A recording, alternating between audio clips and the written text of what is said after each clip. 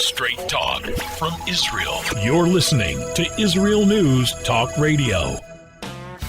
Welcome to Returning Home. I'm your host, Natalie Sapinski. It's been a cold, rainy week here in Israel, which is a bracha. It is a blessing. We need the rain. We really do. But it does put a damper on things, and it is hard to get out of bed in the morning and to stay motivated during the day. But we do it. I sometimes stay up late so I can speak to my parents. The time difference makes it hard. So I was up late the other night and I called my mother-in-law. And my father-in-law passed away about 5 years ago. So she's by herself. She's about 86. And she's in a suburb of Philadelphia. And she's alone. Now my husband's siblings are all around Philadelphia. But as some of you may know, Philadelphia is a pretty big place. You know, there are different townships and different cities, and they're spread out. And because of the coronavirus, she has kept away from all her children and her grandchildren. She hasn't seen them in a long time, months. And I called her, and she asked me about my own children, and I, started being a little honest, complaining and saying this one's lazy and this one talks back and this one's fighting all the time. And I caught myself, and I was so embarrassed because, how dare I complain about my children that are lying around the house? At least they're with me. She's by herself. So I had to switch gears in the middle of the conversation and say to her, keep yourself busy, and you have me. You can call me on the phone anytime and things like this. But it really made me realize that we do need to look around us and thank Hashem, thank God for the good things we have in our lives. Okay, moving on. Joining us today are two Olim with very different reasons of why they came to Israel and the attitudes that people have. There are people who say you should only come to Israel because you want to come to Israel. You shouldn't come here because you're running away. I don't agree with that, and we're going to talk about that. One of our guests came here because they wanted to come to Israel, and another guest came here because of a very personal tragedy that happened to her mother. And she came not in spite of that, but it empowered her. It empowered her. Interesting, very interesting. We'll speak to two very interesting people, Americans who have moved to Israel, when we come back.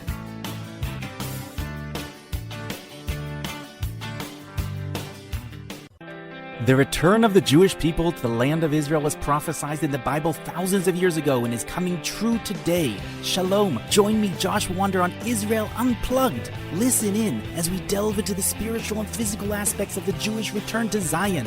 We'll discuss the biblically mandated, historic, and of course practical understandings of this incredible transition from exile to redemption. That's Israel Unplugged, every Monday on IsraelNewsTalkRadio.com.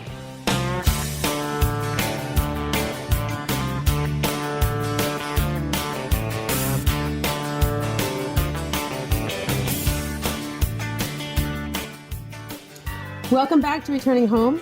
I'm your host, Natalie Sapinski. Joining us today is a recent Ole. His name is Edward Adis from Brooklyn, who lives in Ra'anana. Edward came with his wife and children a year ago, I believe, July 2019, and really has settled in very nicely here in Ra'anana. Beautiful, beautiful town. I'm sure some of you have been there. Edward, thank you for joining us today. Hi, my pleasure, Natalie. Thank you so much for having me. Great. Let's just get to it. Telling you, you can tell me and our listeners, if you would, why you came. You're only 40 years old. You have a family. You had a full normal life, a successful life. I think you were a mortgage broker. Why dump everything and move here? Well, my wife and I visited Israel a lot, and it was a connection that for me went back to when I was a kid. I've always just had this very emphatic connection with Israel, And when we got married, we just developed our own individual relationship with Israel. And we always wondered how wonderful it would be to live here. But we would always come on vacation, and then we would leave and get that really sinking feeling in the pit of our stomach as the plane was taking off. And one thing led to another, and we always would talk about how great it would be. And push came to shove. My daughter was graduating 8th grade, my eldest daughter, and it was a now or never situation. If we didn't take the leap and give it that shot, she would start high school, and then life would continue. What do you mean, no, now or never? What was the situation that pushed you over the edge? Well, once your children start high school in America, it slowly starts to get more complicated, and life can continue to suck you in over there. And then you'd have to make the decision of, okay, you're leaving. Maybe some of your kids are going to stay behind. Plenty of people do it later on. But for us, it was just that now, we felt if we don't try it now, we're never going to try it. So we said, let's do it. Now is the time. Okay. Well, that was very, how do I say it? Not everyone sees things in such clarity, and you did. I mean, why you? We were blessed. God just, I don't know. We say every day, we thank him for putting things in our minds and hearts. And honestly, if you asked me 20 years ago when we got married, if this was something that was even remotely possible, I never would have thought it. But it's just phenomenal that it happened. Yeah. God is with you and guided you, because there are a lot of people who sound just like you, who have come to Israel their whole life on vacation. It's their Disney World, and they never come to stay. They sound just like you, but you change. You're different. And if there's one thing that maybe did happen to you, if you can share it with us, if you can reach back in your memory, maybe something did happen and you just don't remember. Maybe you saw changes in your own lives that caused you to say it needs to be now. Do you remember? Well, one of my friends once told me, he shared something very profound with me that just kind of clicked with me, that you get one life to live. And ever since he said that, it was always nagging in the back of my head. And the truth is, my wife and I asked ourselves, do we want to be the people who are, who live our lives and then get buried here? Or do we want to actually live our lives in Israel? You hear that? We get buried here? I hear you. I said this. I think I said this last week. I have said this to people. Don't come here in a box. True. I mean, it's the exact same thing. You did the right thing. You did the brave thing. You did the right thing while you are still young and breathing, Yeah. Kol hakavod. So tell me what life has been like for you this past year, settling in. Really 2 years almost. So it's been about a year and a half. Although we've only been here for a year and a half, we were very blessed to actually have a baby about 8 months ago. So we have our very own Israeli. I do tell people this last year, and this is probably the same for people all over the world. This last year has felt like a dog year. It has felt like 7 years, 5 years because of the entire pandemic situation. But we were very fortunate to get here about 7 or 8 months before that. We completed our Ulpan course. We got to really feel, and our children got to really feel what living here is like. And thank God we got that before the pandemic. But we are very, very, very happy that we are living here as opposed to anywhere else, because there's just been so many for health, political developments in America that it's not the same country that we left, and we only left a year and a half ago. It certainly looks that way. I see so much news, all kind of bizarre, frightening, very strong language from everyone. And yeah, it's like watching a movie, maybe even a horror movie. And here it's very different. It's very calm. It's happy, it's normal. It's, daily complaints, right? Daily issues. Exactly. Yeah. Can you tell us some details about when you actually got here, how you found your home, how you decided on Ra'anana? So, sure. So coming, we moved from Brooklyn, from New York City. So for us, we wanted to be in a little bit more of a cosmopolitan area, close to the beach, close to Tel Aviv. My heart is in Jerusalem always. But I got one shot at this, and my wife and I wanted our children to have the right klita, the right absorption into the country. And so we settled here. It's very centrally located. They have a great school system, lots of different people from all different walks of life. It's about 15 minutes to the beach, less than an hour to Yerushalayim. It's very centrally located. We like it. You keep saying centrally located. What do you mean centrally located? Close to what? Close to everything? Close to cities? Close to Tel Aviv? Basically, right. Just close to everything. Right. Literally close to everything. Okay, so you're not living in the periphery like some of us. Fine. That was important to you. But how did you, do you have family here? How did you find it? Nope. I spent a gap year here after high school. So I got a good lay of the land, understood who lived where. So when the time came, ago, though. That was what, 1992? 1998. Okay, but a long time ago. Things changed. They changed, and Ra'anana certainly changed in that time. But the trajectory, the internet. We have friends who have moved, and we could rely on them for just different tidbits of information. Right. We actually came, so we're very cautious people, even though we took this major leap. We came for a pilot trip for a whole summer with our kids, and we really took the time to explore and to look and to see. So it wasn't a shock for them. It was a very natural, gradual step into everything. And when we came back, when we flew back for our actual Aliyah, our kids were just very at ease with everything because they knew really where they were going and what it was all about.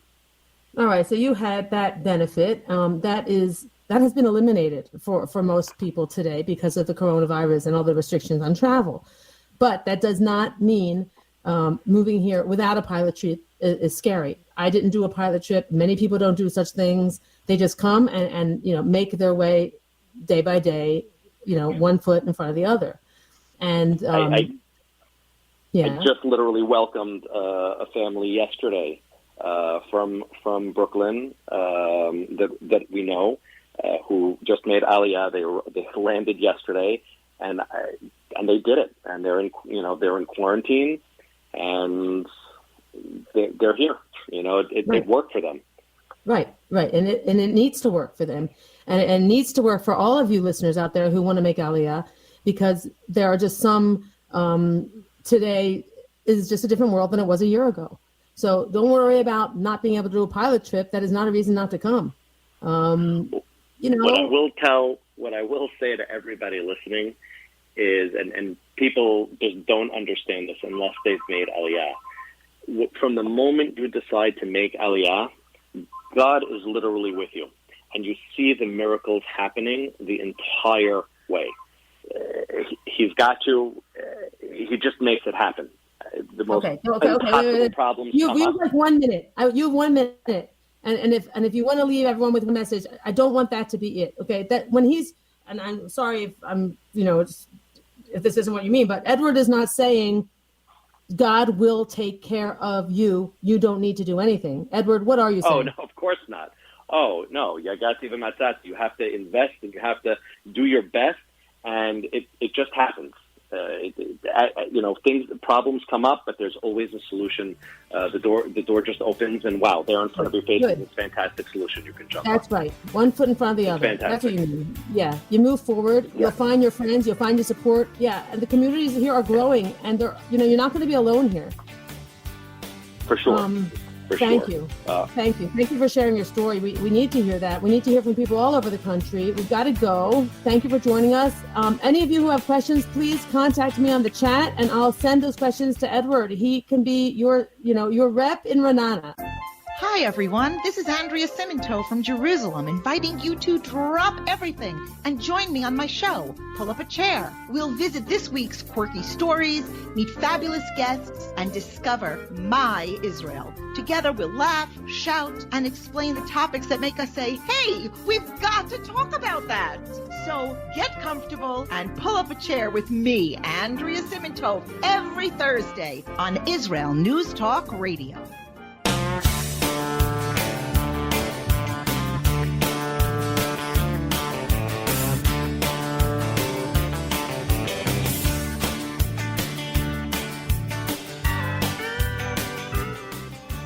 Welcome back to Returning Home.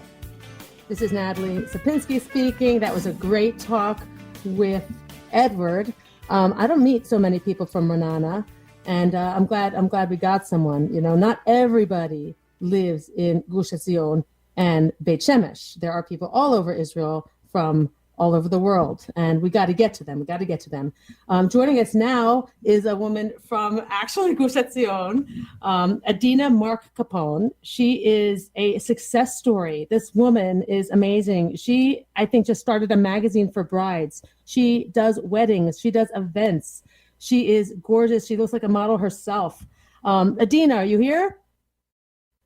Hi, thank you. Hi, how you doing? Thanks so much for joining us. I know you're busy. You are running. You are unbelievable. Everything I've read about you. My pleasure. I'm so excited to have you here. So many people probably want to know how you have been handling this pandemic, but I want to back up, and if you don't mind, just tell us about your own personal Aliyah story, because I think that is more inspiring than anything. Okay. I'll start way back from the beginning. I was married with my children, living in Woodmere, New York, which is in Long Island, and living not far from my mother, who was married to her second husband, living with my sister from their marriage in Lawrence, New York, which is really walking distance from our house. So we had really beautiful, close relationship and spent much time together. And my kids were like very, very much part of her life, and we spent a lot of time there. And she was very, very Zionistic. She was Zionistic as a mom when we were growing up, me and my brothers, and also as a grandmother. And she really tried to imbue that into us. So her house was just filled with a lot of Zionistic artwork and books, and she went to the shiurim, and that was just really like everything that she did and wanted to present to us and influence us, her children and grandchildren, was about Zionism and love for Israel, and her dream to make Aliyah. It really was her dream for many, many years.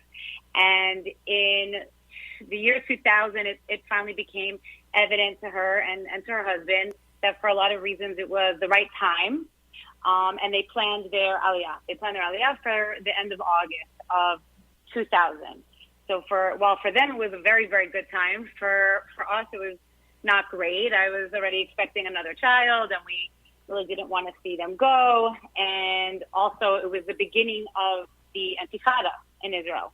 And so it was scary. We were hearing of terrorist attacks like all the time. And everyone told her, this is probably not the best time for you to go.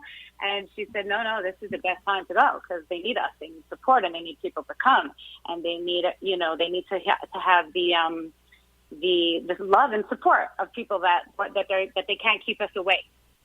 And so she did. They did. They made Aliyah in August of 2000. They moved to Efrat because her brother, my uncle, was living there already with his family, and she had visited quite a few times and really liked the community, and of course to be near family was really helpful.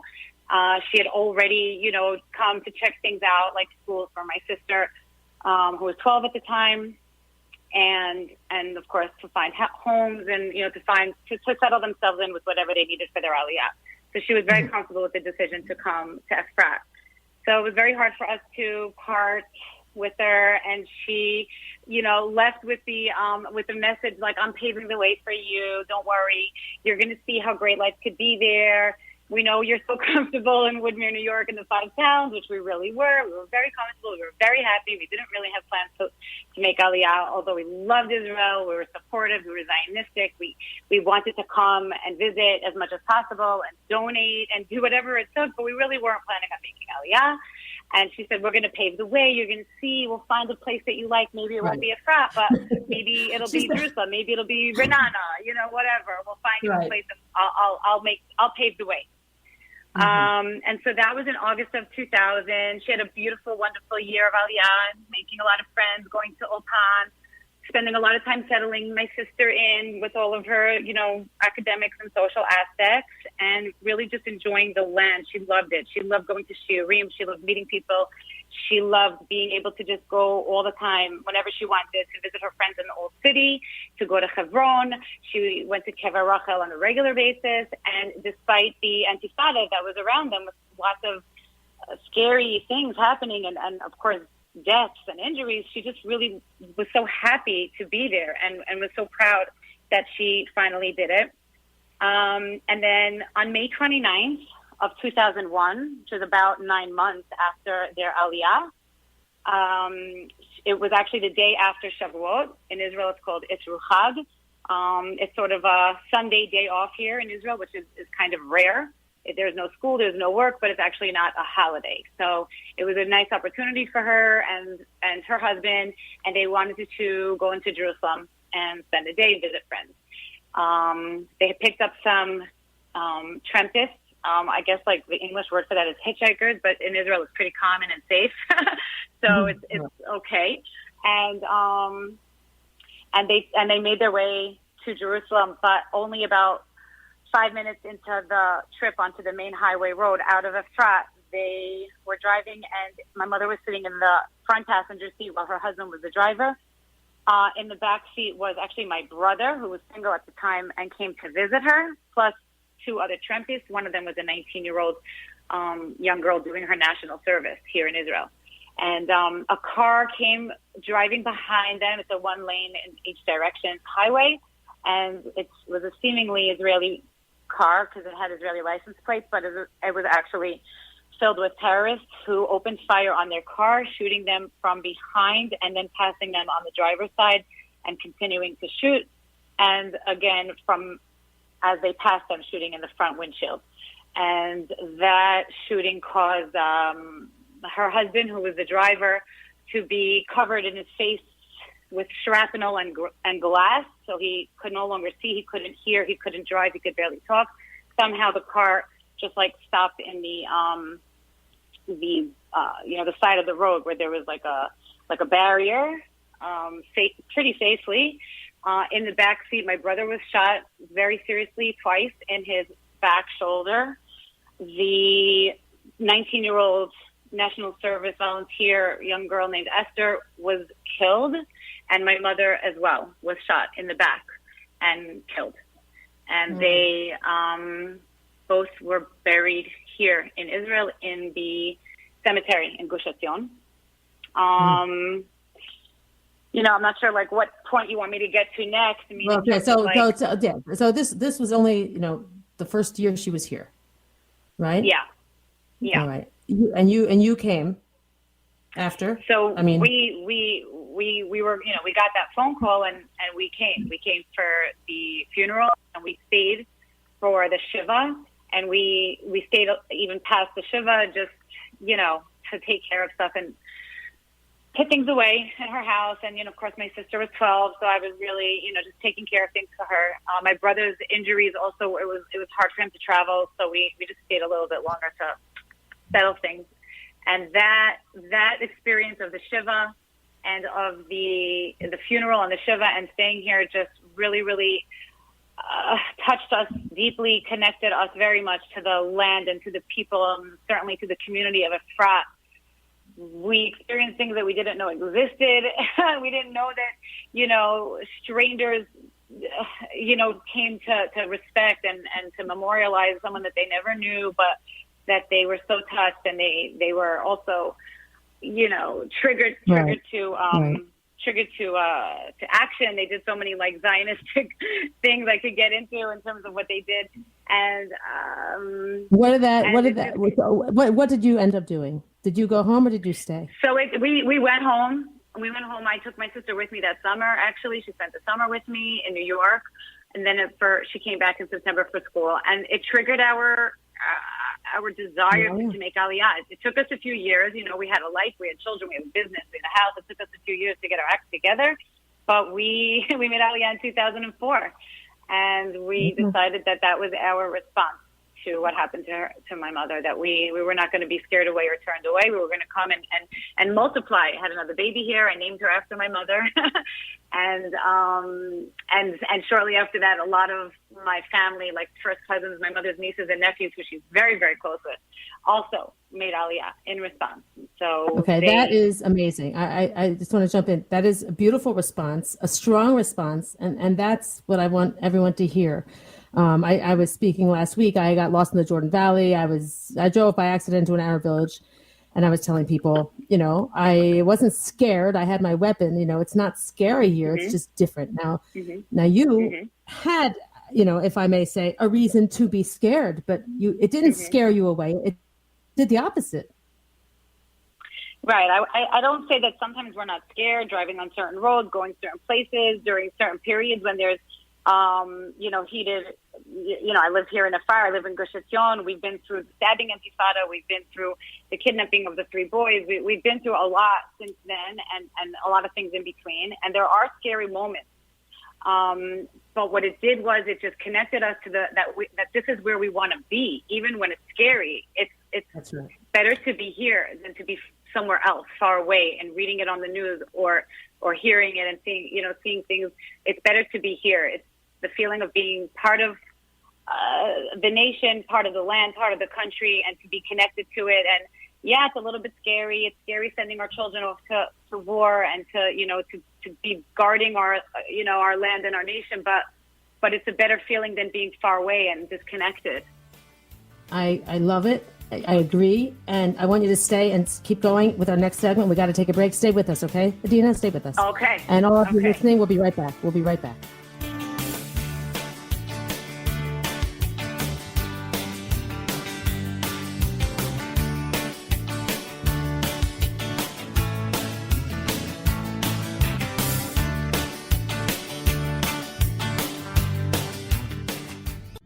Are you interested in transforming your life, drawing closer to the Creator, and uncovering the deeper meanings and hidden treasures in the Hebrew Bible? Then join me, Rav Yitzhak Michelson, and me, William Hall, on The Science of Kabbalah, where we are seeking to narrow the gap between what we understand of our physical and spiritual worlds. So make sure to tune in every Tuesday at 5 p.m. Israel time, 10 a.m. Eastern Standard Time, here on Israel News Talk Radio.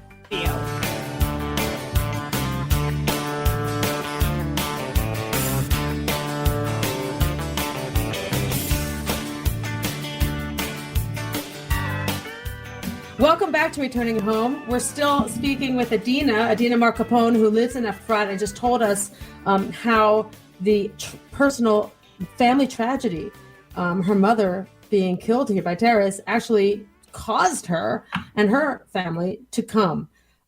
It's really remarkable when you hear and you meet someone who is that strong. And I don't know if I would have the strength, but she certainly did. Adina, thank you for sharing that with us. Thank you. I see now you've been here since 2004, a long time. Mm-hmm. And right. Can you tell us how you I guess rebuilt your life, or actually built your life, because you had a life already in New York. You picked yourself up and came here. Right. Thank God. Fast forward to 2021, and I can say thank God I have 6 children. I have a one married daughter with a grandchild on the way, another daughter about to get married. My oldest daughter went through her national service. I am on my 3rd daughter serving in the Army. 2 already finished, and 1 is just now starting. And my son is starting his process of going into the Army. So my children are very, very, very Israeli. You know, it's funny when we every once in a while we'll bump into or catch up with people from the old country, friends of ours that we may have known even for 25 or 30 years living in New York. And then when they see us now, they go, how do your kids, you know, how do they like Israel? I'm like, they don't like Israel. They don't know anything else. Like, this is it. Like, they moved here when they were like 11. My oldest was 11 and my youngest was a year and less than a year, than a year and a half. So they're super connected Israeli. They're very Zionistic, sometimes a little bit extremist. And I try and, you know, kind of, you know, bring them to a little bit of a middle ground. I mean, I guess we're also, you know, sort of to the right, but I try to be middle of the right. And they're very much part of the society, proud of their society. They've grown up knowing that they came here for a reason, you know, that we came based on that reason, that was a trigger, that was our purpose. Anyone who lives in Israel knows that Memorial Day, Yom HaZikaron, is very, very personal. It touches every family. There's rarely a family in Israel who doesn't have a neighbor, friend, family that they know who was a victim of terror or a soldier that was killed. And so it's a very personal Memorial Day. And my children grew up knowing that they were one of those families, that we sat in the front row at every Memorial Day ceremony with their picture of their grandma on the screen. And that is a big part of who they are and their pride. And I guess, like, I want to say the word, like, they're very possessive. They feel super possessive of their Israeliness. You know what I mean? And their belonging here. Yeah. Yeah. That is so, wow. You expressed that so well. And anyone who is living outside of Israel, that's something to be jealous of.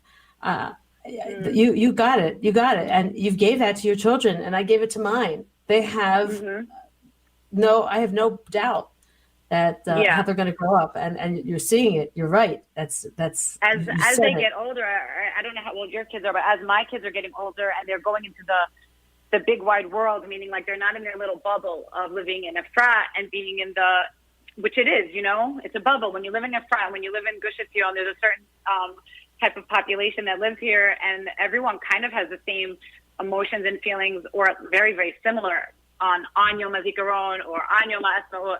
And now that the kids are going into their own world, whether it's like dormitories or army or national service, and meeting people from different places and seeing different attitudes and responses, they realize where they come from. Like, you know, the first time that, you know, for example, my son was at a different, you know, Yom HaZikaron ceremony outside of Gush Etzion, and he saw people like not being so emotional, not really paying attention. It just wasn't their thing. They had no like personal connection. I mean, granted, they were teenagers, but here the teenagers are sitting and crying because they're so connected. And here was a place where he wasn't, where he was experiencing something so different, and it was shocking to me. He was like, how could they not feel? How could they not be crying? How could they not be emotional? How could they treat it with such disrespect? And I said, you know, welcome to the world. This is how the rest of the world is, and you grew up in a very different kind of atmosphere. And I'm happy for you that you have that strong feeling and that strong connection, and you know, hold on to it tight. And he felt very, very proud of that feeling that he was interesting. That he saw. That is so telling. We are a very young country. And I was speaking to Adina before off the air. There are certain aspects of life here that make us, our newcomers, we feel like we're from the future. There are just some parts of life here that are just very raw and very underdeveloped. And we come from, like, those of us who come from America, you know, we grew up with these days. Memorial Day was a day to go to the beach. I mean, I felt no connection at all. You know, you connected to sales at the mall and going to the beach and a day off. But here we're building the country and we're fighting for the country. And you're absolutely right. We all can, even me, even newcomers like us, we all have family or friends who have died. as soldiers in battle, as terror victims, all of us, and we're part of the fabric of this country now. And it's just very personal, and it's serious. And there's no history. We're in the history. We're making the history. Yeah. Tell us, if you can, Adina, about what you're doing personally, professionally, and how you are, adding to the culture here, because there is so much to do. Tell us what you're doing. It's very exciting when I read about your career. Oh, thank you. So I've had an event planning business for the past about 10 plus years, mostly catering to overseas clients who come to Israel to celebrate their momentous special occasions, bar mitzvahs, bat mitzvahs, weddings, and such. Mostly, like I said, people coming from overseas. There's you could imagine bar mitzvahs and bat mitzvahs, no matter what the religious background or cultural background or where they live in the world, Jews want to come to Israel to celebrate that amazing and incredible momentous occasion. And weddings are also a very, very popular it's very, very popular for people to want to come here just to have the wedding. Sometimes it's because the couple plans on making Aliyah. Sometimes it's because the couple already made Aliyah, even though their families still didn't. Or sometimes it's because it's an incredible destination, holy and meaningful place to get married. So that's really what I've been doing for the past 10 years. But I'm starting now is a new venture. It has a launch, but it's like not 100% out there yet. Just stay tuned. It'll be out there soon. What I'm doing is I created something called Israel Events Magazine. And Israel Events Magazine is going to be a comprehensive, fully, everything that you need to know resource guide for making events in Israel. Not everybody could afford Adina at, A to Z events. That's my company. Not everybody could afford all the event planners that do what I do. It's not so easy. Some people can, some people can't, some people don't want to. In addition, there's a lot of Anglos living here that still, no matter what, no matter how long they're living here, and even with their kids being in the army, and even after taking their driving test, they still are not so comfortable in Hebrew. And so it's difficult or challenging for them to be able to make their events. And there's a whole event industry in this country that's thriving and amazing and wonderful and talented. And after this, especially after the whole Corona, break that we had to take, we were forced to take, they're excited and ready to get back into having events. And so what I'm doing is I'm providing a platform for all the event professionals, the entire industry in Israel, and I'm providing a resource for anybody who wants to make an event in Israel. And they're not here or they don't speak the language. And it's really going to be incredible. It's going to be fun. Yeah. Yeah. It's so needed. And it's so funny that it doesn't exist yet. There are about 180,000 English-speaking Olim in Israel. Mm-hmm. And that is a big number, okay? And this has not existed. I mean, it's just so funny. That's what I was talking about. There's so much development to do here. Yeah. And you are doing it. You are doing it, and we need it, and we need more people like you. And all of you listening, men, women, I don't care. You have a place here. There is stuff to do here. Don't get hung up on the perfect community or the Hebrew or moving your money. There is a lot to do. You will not be disappointed. You will not be bored. You will make friends. There is a lot to do. It's, something. There's so many resources. There's so many resources, really. There really are. So many resources that help people with whatever. I'm not like the pushing Aliyah, but I just feel like people imagine or they think that there are a lot more obstacles than there really are. So it's like, if you don't want to come, okay, don't. I'm not going to try and convince you. But if you want to come, don't think that you can't, and don't think that there's too many obstacles. There's really so many resources. And yeah, like you said, there's so much to be done. There is. Israel today is not the same Israel as when Adina came in 2004. Oh, gosh, yeah. We had no internet, okay? We had no Facebook. We had no WhatsApp. We didn't have that stuff. People ask me why I ended up in Susia, and they laugh, and I'm like, well, someone told us about it, so we drove over. And people say, why didn't you move to Efrat? Why didn't you move to Gush Etzion? You know what I tell them? Mm-hmm. You know what I say? What? I never heard of it. Wow, so funny. Yeah. It's true. I had never heard of it. Yeah. And so we didn't go. Yeah, it's so only true. 15 years, a lot has changed in 50 years. Israel is very fast. It is very tech savvy. Things move very, very fast here. And amazing. Yeah, when you get here, you actually end up doing your dream.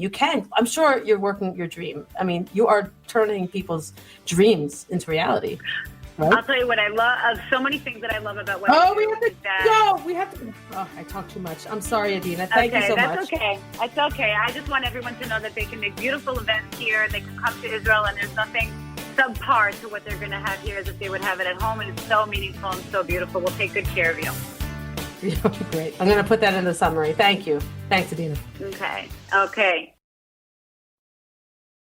If you love Israel News Talk Radio, then you'll love our Facebook page. We keep you up to date on what's happening in Israel, plus little surprise treasures that we don't share on the radio.